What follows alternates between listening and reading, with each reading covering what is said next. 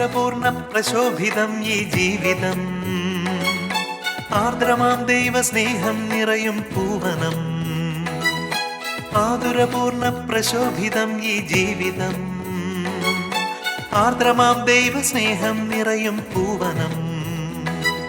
സ്നേഹദീപനാളമായി വിളങ്ങും ധന്യജീവിതം.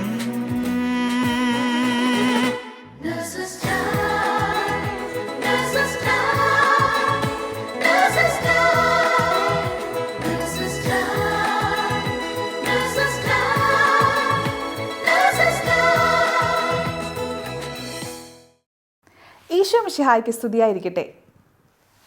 നമ്മെ സൃഷ്ടിച്ച കർത്താവിൻ്റെ സ്നേഹവും കരുണയും പങ്കുവയ്ക്കുന്ന ഇന്നത്തെ നേഴ്സസ് ടൈമിലേക്ക് നിങ്ങളേവരെയും ഏറ്റവും സ്നേഹത്തോടെ സ്വാഗതം ചെയ്യുന്നു. ഇന്ന് ദുബായ് നേഴ്സസ് മിനിസ്ട്രിയിൽ നിന്നുള്ള സിൻസൺ സിമി ദമ്പതികളുടെ കുടുംബം അവർ അനുഭവിച്ചറിഞ്ഞ ഈശോയുടെ സ്നേഹം നാമുമായി പങ്കുവെക്കുമ്പോൾ എല്ലാ കുടുംബങ്ങളിലും തിരുക്കുടുംബത്തിൻ്റെ സ്നേഹവും സമാധാനവും നിറയാനായി നമുക്ക് പ്രാർത്ഥിക്കാം.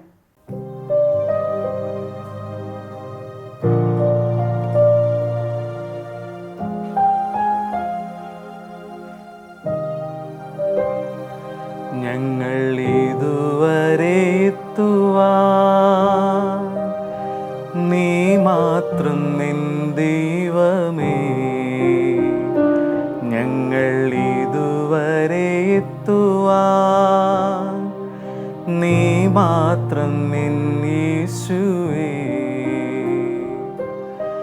കഴിവല്ല നിൻ കൃപയാണേ, ബലമല്ല നിന്ദയയാണേ. കഴിവല്ല നിൻ കൃപയാണേ, ബലമല്ല നിന്ദയയാണേ. ഞങ്ങൾ ഇതുവരെ എത്തുവാൻ നീ മാത്രം നിൻ ദൈവമേ. ഞങ്ങൾ ഇതുവരെ എത്തുവാൻ നീ മാത്രം എൻ യേശുവേ. ഞാൻ നിങ്ങളോട് പറയുന്നു, നിങ്ങളിൽ രണ്ടുപേർ യോജിച്ച് ചോദിക്കുന്ന ഏത് കാര്യവും എൻ്റെ സ്വർഗസ്ഥനായ പിതാവ് നിറവേറ്റി തരും. വിശുദ്ധ മത്തായിയുടെ സുവിശേഷം 18-ാം അധ്യായം 19-ാം തിരുവചനം. ഈ വചനം ജീവിതത്തിൽ അന്വർത്ഥമാക്കിയ ഒരു കുടുംബമാണ് ഇന്ന് നമ്മോടൊപ്പം ഉള്ളത്. നമുക്കവരെ പരിചയപ്പെടാം. എൻ്റെ പേര് സിൻസൺ, എൻ്റെ ജീവിത പങ്കാളി സിമി, 2 മക്കള് സേറ, ഇസുബൽ. ഞാൻ ദുബായിൽ നേഴ്സായിട്ട് വർക്ക് ചെയ്യുന്നു.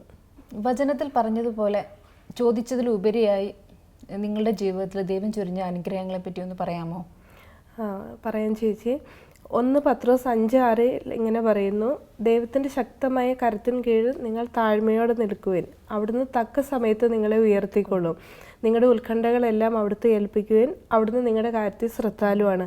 ഇത്ര മനോഹരമായ വചനത്തിലൂടെ നമ്മളെ വഴി നടത്തുന്ന ദൈവം നമ്മോട് കൂടെയുള്ളപ്പോൾ നമ്മൾ എന്തെങ്കിലും ബുദ്ധിമുട്ടുകളും പ്രയാസങ്ങളും വരുമ്പോൾ അങ്ങനെ വീണു പോകേണ്ട ആവശ്യമില്ല. ഞങ്ങളുടെ 2 പേരെ ജീവിതത്തിൽ ഇത്രയും നല്ലൊരു വചനമാണ് ഞങ്ങളെ മുന്നോട്ട് നയിച്ചുകൊണ്ടിരിക്കുന്നത്. 2021 ഡിസംബറിലാണ് ഞാൻ ദുബായിലെത്തുന്നത്. കുറേ നാളത്തെ കാത്തിരിപ്പിന് ശേഷമാണ് ഞങ്ങളിവിടെ ഒന്നിച്ച് സെറ്റിലാകാമെന്നുള്ള ആഗ്രഹത്തോടു കൂടി ഇവിടെ എത്തുന്നത്. പക്ഷെ വന്ന സമയത്ത് എനിക്ക് മനസ്സിൽ ഭയങ്കര വിഷമമായിരുന്നു. കാരണം 35 വയസ്സൊക്കെ ഇനിയിപ്പം ഇൻ്റർവ്യൂ ഒക്കെ പാസ്സായി കിട്ടാൻ ബുദ്ധിമുട്ടാവുമോ, നല്ലൊരു ജോലി ഇവിടെ ലഭിക്കുമോ, പിള്ളേരുടെ ഒപ്പം ഞങ്ങൾക്ക് ഇവിടെ സെറ്റിലാകാൻ പറ്റുമെന്നൊക്കെ വിഷമമായിരുന്നു. ആ സമയത്ത് ഇച്ചായനാണെങ്കിൽ ഞാൻ നാട്ടിലായിരുന്നപ്പോൾ തന്നെ നേഴ്സസ് മിനിസ്ട്രീനെ പറ്റി എന്നോട് പറഞ്ഞിട്ടുണ്ട്. അപ്പോൾ ശാലോമിൽ ഞാൻ നേഴ്സസ് ടൈം കാണുകയൊക്കെ ചെയ്യുമായിരുന്നു. ഇവിടെ ഞങ്ങളപ്പം ആ സമയത്ത് എന്നും കുർബാനയ്ക്ക് പോകും. അപ്പം നേഴ്സസ് മിനിസ്ട്രിയിലുള്ളൊരു ചേച്ചീനെ പരിചയപ്പെടാനിടയായി. അതുവഴി ഞാൻ ആ കൂട്ടായ്മയിലേക്ക് കടന്നു വന്നു. എനിക്ക് ഒരുപാട് സന്തോഷമായി. കാരണം അതിൽ നേഴ്സസ് ടൈം വഴി ഞാൻ ഒത്തിരി നേഴ്സുമാരുടെ സാക്ഷ്യങ്ങളൊക്കെ കേട്ടു. അപ്പോൾ എനിക്ക് ഒരാഗ്രഹം, എന്തായാലും ദൈവം വഴി നടത്തും, നല്ലൊരു ജോലിയിലേക്ക് എന്നെ എത്തിക്കും. പിന്നെ കൂട്ടായ്മയോട് ചേർന്ന് നിൽക്കുന്ന ഒരു ചേട്ടനും ചേച്ചിയുണ്ട്. അവരാണ് ഞങ്ങളെ സ്പിരിച്വലായിട്ട് ഗൈഡ് ചെയ്യുന്നത്. അപ്പോൾ ചേട്ടൻ എപ്പോഴും ഇങ്ങനെ പറയും, തന്നാലും ഹല്ലേലൂയ, തന്നില്ലേലും ഹല്ലേലൂയ, തന്നിട്ടെടുത്താലും ഹല്ലേലൂയ. അപ്പം ഞങ്ങൾ അത് ഇങ്ങനെ ചേട്ടൻ പറഞ്ഞ് നല്ലൊരു ഫോർമേഷന് വേണ്ടിയിട്ട് സിമീനെ നല്ലൊരു ഹോസ്പിറ്റലിലോട്ട് ദൈവം നല്ലൊരു ജോലി തരും എന്ന് പറഞ്ഞു. രണ്ടോ മൂന്നോ ഇൻ്റർവ്യൂസ് ഇങ്ങനെ അറ്റൻഡ് ചെയ്തെങ്കിലും ഒന്നും റെഡിയാവുന്നുണ്ടായിരുന്നില്ല. ഞാൻ ഓർക്കുന്നു സിമി, നിങ്ങളുടെ ബുദ്ധിമുട്ടുകളിലും നിങ്ങൾ നിങ്ങളുടെ കൂട്ടുകാരികളെ രണ്ടുപേരെ കൊണ്ട് നിങ്ങളുടെ കൂടെ താമസിപ്പിച്ചു. സിമി ഒരു അമ്മയെ പോലെ അവർക്ക് വേണ്ട ആ സൗകര്യങ്ങളെല്ലാം ഒരുക്കി കൊടുത്തു. അതൊക്കെ എങ്ങനെ സാധിച്ചു? ചിലർക്ക് മാത്രമേ അങ്ങനെയൊക്കെ ചെയ്യാൻ സാധിക്കുകയുള്ളൂ. ചേച്ചി, എനിക്ക് ജോലി ആകാതിരുന്ന സമയത്ത് തന്നെയാണ് എൻ്റെ കൂട്ടുകാർ ഇങ്ങോട്ട് വന്ന്. അവരും നമ്മളെ കഴിഞ്ഞ് അധികമായിട്ട് സ്ട്രഗിൾ ചെയ്യുന്നുണ്ട്. പിന്നെ ഞങ്ങളുടെ ഒരു റൂം ഫ്രീ ആയിട്ട് കിടക്കുമായിരുന്നു. അവരോട് ഞങ്ങളിങ്ങനെ ചോദിച്ചു ഞങ്ങളുടെ ഒപ്പം വരുന്നുണ്ടോ. അങ്ങനെ അവരും ഓക്കെ പറഞ്ഞു.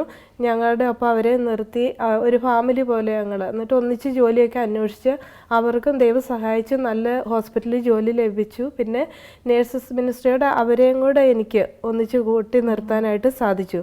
പിന്നെ എന്നിട്ടും ആ സമയത്ത് എനിക്കൊന്നും റെഡിയാവുന്നില്ല. അപ്പോൾ ഞാൻ ഒത്തിരി ഇങ്ങനെ കരഞ്ഞ് പ്രാർത്ഥിച്ചു. ബൈബിളിലൂടെയാണ് ദൈവം നമ്മളോട് സംസാരിക്കുന്നതെന്ന് എനിക്ക് നല്ല വിശ്വാസം. കാരണം വചനത്തിലൂടെയാണല്ലോ ഈശോ നമ്മളോട് സംസാരിക്കുന്നത്.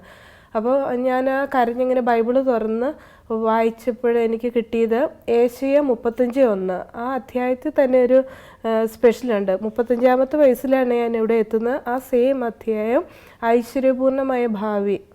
അപ്പോൾ ഇതിൽ വരണ്ട ദേശവും വിജനദേശവും സന്തോഷിക്കും, മരുഭൂമി ആനന്ദിക്കുകയും പുഷ്പിക്കുകയും ചെയ്യും. അപ്പോൾ എനിക്ക് തോന്നി ഈശോ നല്ലൊരു ജോലി എന്തായാലും എനിക്ക് കരുതി വെച്ചിട്ടുണ്ട്, താമസിച്ചാലും. അങ്ങനെ പെട്ടെന്ന് തന്നെ എനിക്ക് നല്ലൊരു ഇൻ്റർവ്യൂ വരികയും ആ ഹോസ്പിറ്റലിലേക്ക് എന്നെ അവർ സെലക്ട് ചെയ്യുകയും ചെയ്തു. സിൻസൺ, ഇന്നത്തെ ആധുനിക കാലഘട്ടത്തിൽ യുവാക്കളും പിതാക്കന്മാരും എല്ലാം ലൗകിക കാര്യങ്ങളിൽ വ്യാപൃതനാവുമ്പോൾ സിംസൺ ഈശോയെ മുറുകെ പിടിച്ചുകൊണ്ട് മുമ്പോട്ട് പോകുവാനും പ്രത്യേകിച്ച് ഒരു മുടക്കവും കൂടാതെ പരിശുദ്ധ കുർബാനയിൽ സജീവമായി പങ്കുകൊള്ളുവാനും സാധിക്കുന്നു. ഇതിനൊക്കെ പ്രചോദനമായത് എന്താണ്? വിശുദ്ധ യോഹന്നാൻ സ്ലീഹയുടെ ലേഖനം 1-ാം ലേഖനത്തിൽ 1-ാം വാക്യം ഇങ്ങനെ പറയുന്നുണ്ട്: ആദ്യം മുതലുണ്ടായിരുന്നതും ഞങ്ങൾ കേട്ടതും സ്വന്തം കണ്ണുകൊണ്ട് കണ്ടതും സൂക്ഷിച്ചു വീക്ഷിച്ചതും കൈകൊണ്ട് സ്പർശിച്ചതുമായ ജീവൻ്റെ വചനത്തെ പറ്റി ഞങ്ങൾ പറയുന്നതെന്നാണ് പറയുന്നത്. ഇതുപോലൊരു തിരിച്ചറിവ് എനിക്ക് വിശുദ്ധ കുർബാനയിടയിൽ ഉണ്ടായിട്ടുണ്ടായി ചേച്ചി. വിശുദ്ധ ലൂക്കായുടെ സുവിശേഷം 24-ാം അധ്യായത്തിൽ എമ്മൗസിൽ പോകുന്ന ശിഷ്യന്മാരുടെ ഒരു അനുഭവം പറയുന്നുണ്ട്. അതിൽ ഈശോ അപ്പമെടുത്ത് ഉയർത്തി ആശീർവദിച്ച് വിഭജിച്ച് അവർക്ക് നൽകിയപ്പോൾ അവരെ കണ്ണുകൾ തുറന്നു എന്ന് പറയുന്ന ഒരു സംഭവം.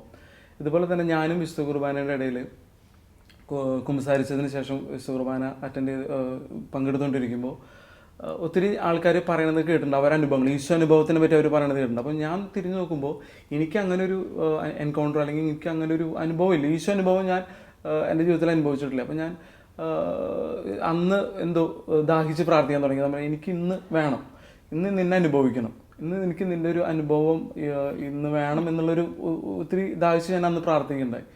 അപ്പോൾ തന്നെ ഒരു 2-3 സെക്കൻഡ് കഴിഞ്ഞപ്പോൾ എൻ്റെ മനസ്സിലേക്ക് ഞാൻ കേൾക്കണം, ആരും എന്നോട് പറയുന്ന പോലെ കേൾക്കാണ്, അപ്പച്ചനോട് സോറി പറയണം. ഇത് ഇങ്ങനെ ജസ്റ്റ് വളരെ ക്ലിയർ ആയിട്ട് എൻ്റെ ചെവിയിൽ ഞാനത് കേട്ടു. അപ്പം ഞാനത് അപ്പച്ചനോട് സോറി പറയണോ? അത് അങ്ങനെ പറയേണ്ട ആവശ്യമില്ല, കാരണം നമ്മൾ വേറെ ബുദ്ധിമുട്ടുകളൊന്നുമില്ല. അത് ഞാൻ പിന്നെയും വിട്ടു. ഞാനത് പിന്നെയും കുർബാന കൂടിക്കൊണ്ടിരിക്കുന്നു. പിന്നെയും ഇതിങ്ങനെ റിപ്പീറ്റ് ചെയ്ത് കേൾക്കാൻ തുടങ്ങി.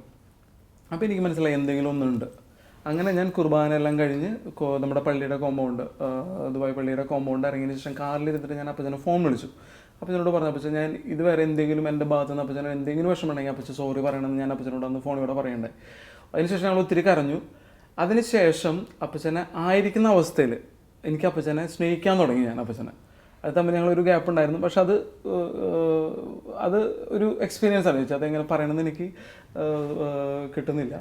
എന്നിരുന്നാലും അതിനുശേഷം ഞാൻ ഓർത്ത് നോക്കി എൻ്റെ ഈശോയ്ക്ക് ഈ ഒരു ഞാനും എൻ്റെ അപ്പച്ചനും തമ്മിലുള്ള ഒരു ചെറിയ വിടവ് പോലും എൻ്റെ ഈശോ മനസ്സിലാക്കുന്നു. അതെൻ്റെ കുർബാനയോടെ എന്നോട് പറഞ്ഞു തന്ന ഒരു ജീവിക്കുന്ന ഈശോയുടെ സാന്നിധ്യം ഇപ്പോഴും ഉണ്ടെന്ന് എനിക്കൊരു വലിയൊരു ബോധ്യമായിരുന്നു. അതെനിക്ക് കിട്ടി. അതാണ്. അപ്പോൾ ഇന്നും എന്താ പറയുക, പല എന്തൊക്കെ ഉണ്ടാകുമ്പോഴും വിശുദ്ധ കുർബാനയെ പറ്റി ആരും എന്തൊക്കെ പറഞ്ഞാലും എനിക്കിനി അതിൻ്റെ ഒരു ആവശ്യമില്ല. കാരണം ഞാൻ അനുഭവിച്ചറിഞ്ഞൊരു യേശുവാണ്. അത് ഇന്നത്തെ കാലഘട്ടത്തിൽ പലതും കേൾക്കുന്നു, പക്ഷെ അതിനൊന്നും എന്നെ മാറ്റാൻ പറ്റുന്നില്ല. കാരണം ഞാനത് അനുഭവിച്ചറിഞ്ഞു. ഈശോയുടെ സാന്നിധ്യം അവിടെ ഉണ്ട്, ഈശോയുടെ എന്നോട് സംസാരിച്ച് ഞാൻ അനുഭവിച്ചറിഞ്ഞാണ് വെച്ച്.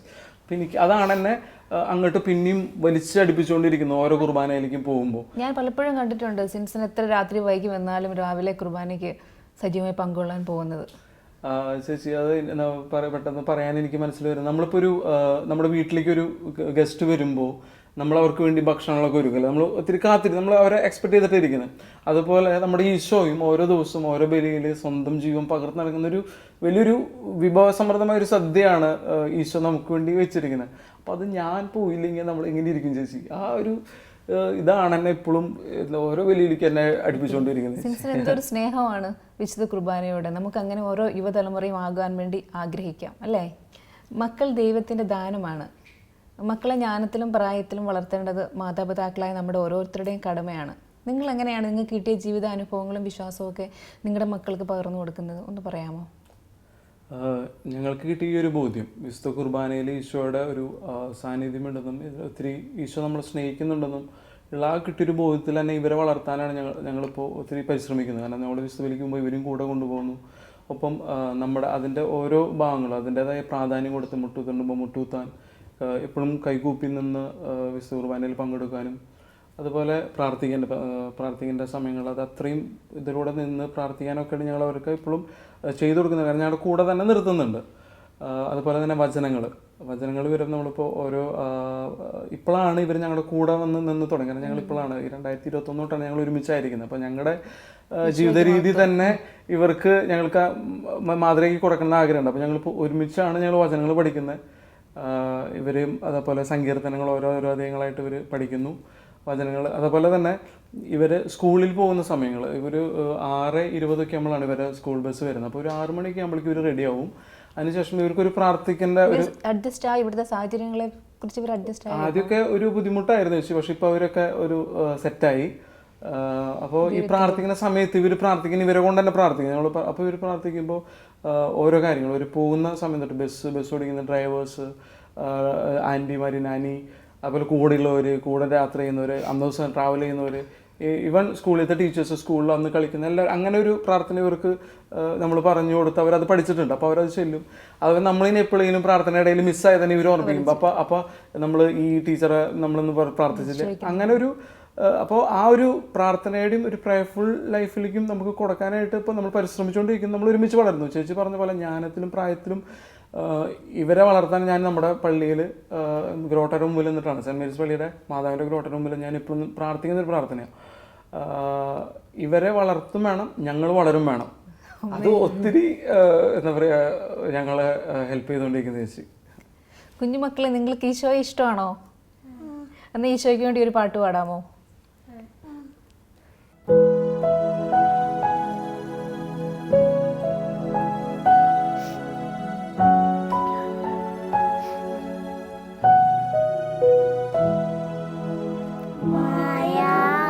സ്നേഹം മറയാത്ത സ്നേഹം അകലാത്ത സ്നേഹം നീയാണ് സ്നേഹം മായാത്ത സ്നേഹം മറയാത്ത സ്നേഹം അകലാത്ത സ്നേഹം നീയാണ് സ്നേഹം. നല്ല പാട്ട് കേട്ടോ. ഈശോയ്ക്ക് ഒത്തിരി ഇഷ്ടമായി നിങ്ങളുടെ പാട്ട്. സിമി, ഞാൻ ഓർക്കുന്നു സിമി എന്നോട് വന്ന് പറഞ്ഞത്, ഒരു മാസം കഴിഞ്ഞ് ജോലി കഴിഞ്ഞപ്പോഴത്തേക്ക് സിമി പറഞ്ഞു, ചേച്ചി എനിക്ക് ഭയങ്കര ബുദ്ധിമുട്ടാണ് ജോലി ചെയ്യാനായിട്ട്. അപ്പോൾ സിമി, ഞാൻ ചോദിച്ചാൽ എന്താ കാര്യം എന്ന് സിമി പറഞ്ഞു, എൻ്റെ ഡിപ്പാർട്ട്മെൻറ്റ് മാറ്റി ഞാൻ ആഗ്രഹിച്ച പോലെയുള്ളൊരു ഡിപ്പാർട്ട്മെൻറ്റിൽ ഇപ്പോൾ എനിക്ക് കിട്ടിയിരിക്കുന്നത് ബെഡ് പേഷ്യൻ്റെ യൂണിറ്റിലാണ്. സിമി അതൊക്കെ തരണം ചെയ്ത് എങ്ങനെ മുമ്പോട്ട് പോകുന്നു ഇപ്പോഴും? ചേച്ചിക്ക് അറിയാമല്ലോ, ആദ്യത്തെ ഒരു മാസം ഞാൻ ഔട്ട് പേഷ്യൻ്റ് ഡിപ്പാർട്ട്മെൻറ്റിലാണ് വർക്ക് ചെയ്തത്. അവിടെ ആകുമ്പോൾ നമുക്ക് പരമാവധി റിസ്ക് കുറവാണ്, ടെൻഷനൊന്നുമില്ല, അങ്ങനെ ഒരു കുഴപ്പമില്ലാണ്ട് എല്ലാം അഡ്ജസ്റ്റായി മുന്നോട്ട് പൊയ്ക്കൊണ്ടിരിക്കുമ്പോഴാണ് പെട്ടെന്ന് 1 മന്ത് കഴിഞ്ഞപ്പോൾ അവരെന്നെ ഡിപ്പാർട്ട്മെൻറ്റ് ചേഞ്ച് ചെയ്തത്. അത് ബെഡ് റിഡൻ പേഷ്യൻ്റെ ഡിപ്പാർട്ട്മെൻറ്റാണ്. എനിക്ക് ICU എക്സ്പീരിയൻസ് ഒന്നും തീരെയില്ല. അങ്ങനെ അങ്ങനത്തെ പേഷ്യൻറ്റിനെ ഞാൻ ഒരിക്കലും മാനേജ് ചെയ്തിട്ടില്ല. അപ്പോൾ എനിക്ക് ഒരു താല്പര്യമില്ല. കാരണം അതിന് മുന്നേ എനിക്ക് IELTS ഒക്കെ എഴുതി അങ്ങനെ ആ കെയർ ഹോമിലേക്ക് ബെഡ് റിഡൻ പേഷ്യൻറ്റിനെ നോക്കാൻ പോകാനായിട്ട് അവസരങ്ങളൊക്കെ വന്നു. പക്ഷേ എനിക്ക് മനസ്സിൽ അതിനോടൊരു ഇഷ്ടമില്ലാതിരുന്നുകൊണ്ട് ഞാൻ വേണ്ടാന്ന് വെച്ചൊരു മേഖലയിലോട്ട് തന്നെയാണ് യേശു എന്നെ അവിടെ എത്തിച്ചു. അപ്പം ഞാൻ ഞങ്ങളുടെ ആ ചേട്ടനോട് പ്രാർത്ഥന സഹായം ആവശ്യപ്പെട്ടു. അപ്പോൾ ചേട്ടൻ പിന്നെ സിമിക്ക് നല്ലൊരു ഫോർമേഷന് വേണ്ടിയാണ് സിമീനെ ആ ഡിപ്പാർട്ട്മെൻറ്റിലേക്ക് ഇട്ടിരിക്കുന്നത്. എന്നാലും ആദ്യം കുറേ സഹനങ്ങളും വിഷമങ്ങളൊക്കെ തന്നെയായിരുന്നു. നമുക്ക് അവിടുത്തെ പേഷ്യൻ്റ് ബൈസ്റ്റാൻഡറിനെ ചിലപ്പോൾ നമ്മളെ ഇഷ്ടപ്പെടുന്നില്ല, നമ്മൾ ചെയ്യുന്ന കാര്യങ്ങളൊന്നും ആദ്യം നമുക്കറിയില്ലല്ലോ, ശരിക്കും പഠിച്ചു വരുന്നതല്ലേ ഉള്ളൂ. അന്നേരം കുറച്ച് കാര്യവും ബുദ്ധിമുട്ടൊക്കെ ചെയ്തിട്ടുണ്ട്. പക്ഷേ സ്ഥിരമായിട്ട് കുർബാനയ്ക്കൊക്കെ പോകും, പ്രാർത്ഥിക്കും, വചനം പറഞ്ഞ് പ്രാർത്ഥിക്കും, കൊന്ത മുടങ്ങാണ്ട് ചെല്ലും, കൊന്ത ചൊല്ലിക്കൊണ്ടാണ് പോകുന്നത് ഡ്യൂട്ടിക്കൊക്കെ. അപ്പം ഒരു വചനം എന്നെ നന്നായിട്ട് സ്വാധീനിച്ചു. പ്രഭാഷകൻ 2:11 ഇങ്ങനെ പറയുന്നു: കർത്താവ് ആർദ്ര ഹൃദയനും കരുണാമയനുമാണ്. അവിടുന്ന് നമ്മുടെ പാപങ്ങൾ ക്ഷമിക്കുകയും കഷ്ടതയുടെ ദിനങ്ങളിൽ രക്ഷയ്ക്ക് എത്തുകയും ചെയ്യുന്നു.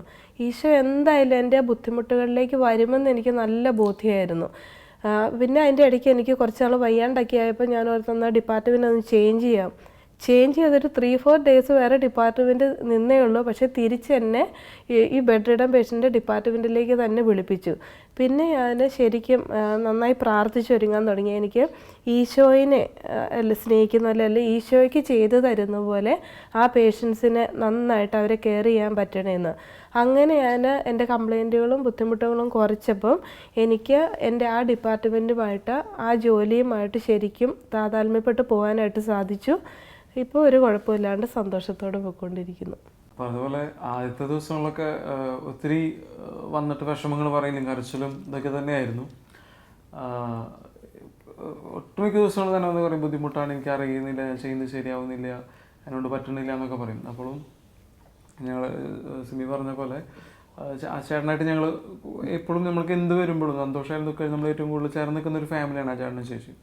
അപ്പോൾ അവർ പറഞ്ഞു സിംസ് ഇതൊരു നല്ല ഫോർമേഷനാണ് എന്ന് പറയും. അപ്പോൾ ഞാൻ സിമിയോട് പറഞ്ഞു, സിമി മദർ തെരേസ, അതുപോലെ ഫ്രാൻസിസ് അസീസി, ഇവരൊക്കെ ഇതേപോലെ തന്നെ ഇവരുടെ ജീവിതത്തിൽ ഉണ്ടായിട്ടുള്ള കുറേ അവർ കടന്നുപോയ നല്ല നല്ല സംഭവങ്ങൾ നമ്മൾ കേട്ടിട്ടുണ്ട്. അപ്പോൾ ഇതൊക്കെ തന്നെ ഇവരോട് സിമിയോട് ഇങ്ങനെ പറയുന്നതല്ല ഞാൻ കേൾക്കായിരുന്നു. ചില സമയത്തൊക്കെ സിമി പറയും ചാനൊന്നും കേൾക്കുന്നില്ല. പക്ഷേ ഞാൻ അവളെ ബൂസ്റ്റ് ചെയ്യുമ്പോൾ എപ്പോഴും പറയും സിമി അങ്ങനെ ഇങ്ങനെ പറഞ്ഞ് നമ്മൾ ഭയങ്കര സ്ട്രോങ് ആയിട്ട് നിൽക്കണം എന്ന് പറഞ്ഞ് എൻ്റെ മനസ്സിലെപ്പോഴും ഒരു പ്രാർത്ഥന ഉണ്ടായിരുന്നു. ഞാൻ എപ്പോഴും കുർബാനയിൽ എപ്പോഴും ഇത് ഈശോയോട് പറഞ്ഞിരുന്നു, എന്തെങ്കിലും ഒരു ഈശോ ഇടപെടും തന്നെ അറിയായിരുന്നു. അതുപോലെ തന്നെ ഈ കുറച്ച് നാളുകൾക്ക് ശേഷം എനിക്ക് തോന്നുന്നു നമ്മുടെ പെന്തക്കോസ്തയുടെ ആ ശുശ്രൂഷകന് ശേഷമാണ് സിമി ഒത്തിരി മാറി, കംപ്ലൈൻറ്റ് പറച്ചിൽ കുറഞ്ഞു, വിഷമങ്ങളൊക്കെ വന്നാൽ ആൾ തന്നെ അത് എന്നോട് പറയൽ കുറഞ്ഞു. അപ്പോൾ അതെനിക്ക് മനസ്സിലായി എന്തൊരു മാറ്റം വന്നു തുടങ്ങിയിട്ടുണ്ടെന്നുള്ളത്. അത് അനുഭവിച്ചറിയുന്നു ചേച്ചി. സിമി ഡ്യൂട്ടി കഴിഞ്ഞ് വന്നിട്ട് എപ്പോഴും എന്നോട് പറയാറുണ്ടായിരുന്നു വൈകിട്ട്, ചേച്ചി എനിക്ക് ഭയങ്കര ബുദ്ധിമുട്ടാണ്, എനിക്ക് ജോലിക്ക് പോകാനായിട്ട് ഒരു താല്പര്യമില്ല, എനിക്ക് ഒട്ടും സഹിക്കാൻ പറ്റുന്നില്ല. അപ്പോഴൊക്കെ ഞാൻ സിമിക്ക് മറുപടിയായിട്ട് പറയുമായിരുന്നു, സിമി എന്തിനാണ് വിഷമിക്കുന്നത്, ദൈവത്തോട് ചേർന്ന് നിൽക്കുന്ന ഒരു ഹസ്ബൻഡ് ഉള്ളപ്പോൾ സിമി അതിനെപ്പറ്റി വിഷമിക്കേണ്ട യാതൊരു കാര്യമില്ല എന്ന്. ഇച്ചായൻ പറഞ്ഞതുപോലെ പെന്തക്കോസ്തായ്ക്ക് ശേഷം ശരിക്കും ഞാൻ പരിശുദ്ധാത്മാവിനോട് നന്നായി പ്രാർത്ഥിച്ച് പരിശുദ്ധാത്മാവിനെ കൂട്ടുപിടിച്ചാണ് ഞാൻ എപ്പോഴും എൻ്റെ പേഷ്യൻസിൻ്റെ അടുത്തേക്ക് പോകാറുള്ളൂ. ശരിക്കും എനിക്ക് അത് ആ സമയത്ത് ഞാൻ പറഞ്ഞു, എൻ്റെ മനസ്സൊരു വല്ലാത്തൊരു മൂടി കിടക്കുന്ന ഒരു ഫീലിങ്സാണ്. നമ്മൾ സ്ഥിരം അങ്ങനെ പോവല്ലേ, പക്ഷെ ആ പെന്തക്കോസ്ത് ഒരു വല്ലാത്തൊരു അനുഭവമായി തീർന്നു എനിക്ക്. എൻ്റെ മനസ്സും ഭയങ്കരമായിട്ട് ഹാപ്പിയായി. അവിടുത്തെ പാട്ടുകളിലൂടെ ഗാന ശുശ്രൂഷകളിലൂടെയൊക്കെ പരിശുദ്ധാത്മാവ് നമ്മളിൽ വന്ന് നന്നായി നിറയുന്ന ഒരു ഫീൽ എനിക്ക് വന്നു. അപ്പോൾ അന്ന് തൊട്ട് ഞാൻ സ്ഥിരം മുടങ്ങാണ്ട് പരിശുദ്ധാത്മാവിനോട് പ്രാർത്ഥിക്കും, അവിടുത്തെ ദാനങ്ങളും ഫലങ്ങളും നൽകി എന്നെ അനുഗ്രഹിക്കണമേ. അങ്ങനെ എനിക്ക് യാതൊരു കംപ്ലൈൻറ്റും കൂടാതെ ഇങ്ങനെ പ്രാർത്ഥിച്ച് പരിശുദ്ധ അമ്മയുടെ കൂട്ടുപിടിച്ച് പോകുന്നതുകൊണ്ട് എല്ലാം ഒരു ആ ശുശ്രൂഷയായിട്ട് എനിക്ക് എൻ്റെ ജോലിനെ കാണാനായിട്ട് സാധിക്കുന്നുണ്ട്. അതുകൊണ്ട് ഇപ്പം വലിയ ബുദ്ധിമുട്ടുകളുടെ കാര്യങ്ങളൊക്കെ വരുമ്പോൾ കുഴപ്പമില്ല. അവന് വീട്ടിൽ വന്ന് പറഞ്ഞാലും ഇച്ചായൻ്റെ സപ്പോർട്ടും കൂടെ ഉണ്ട്. അപ്പം ഞങ്ങൾ രണ്ടുപേരും ഒന്നിച്ച് പ്രാർത്ഥനയിൽ അങ്ങനെ നിലനിന്ന് പോകുന്നു ചേച്ചി. ആമേൻ.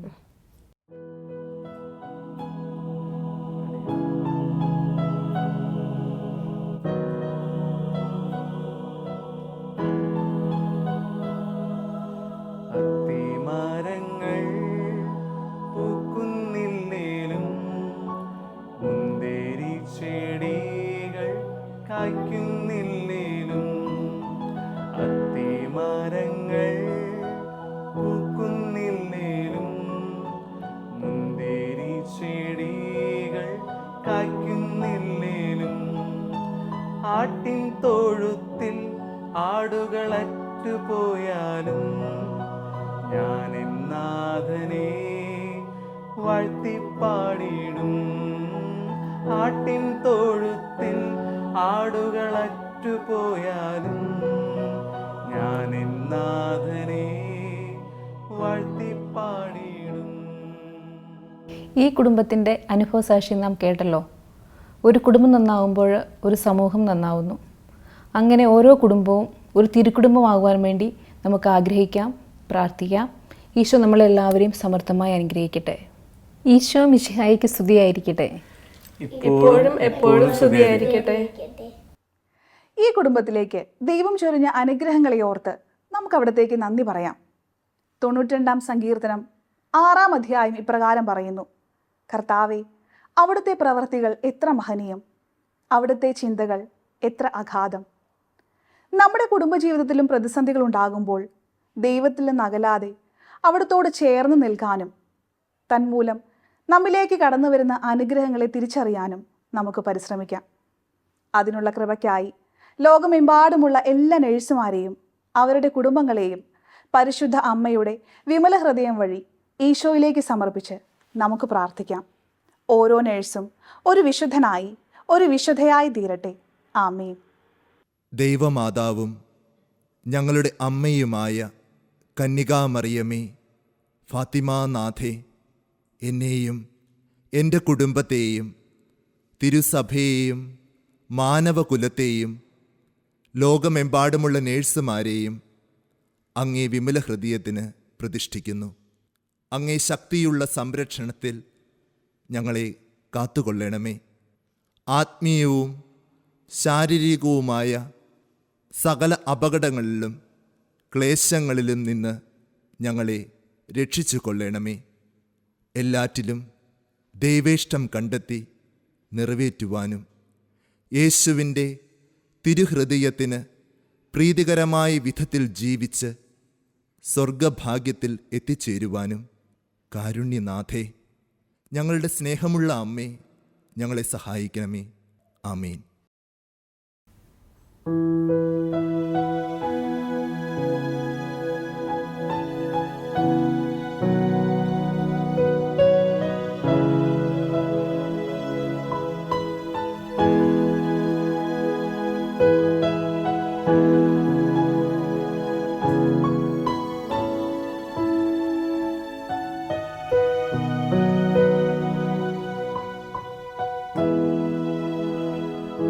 നീ എൻ്റെ സർവ്വവും, നീ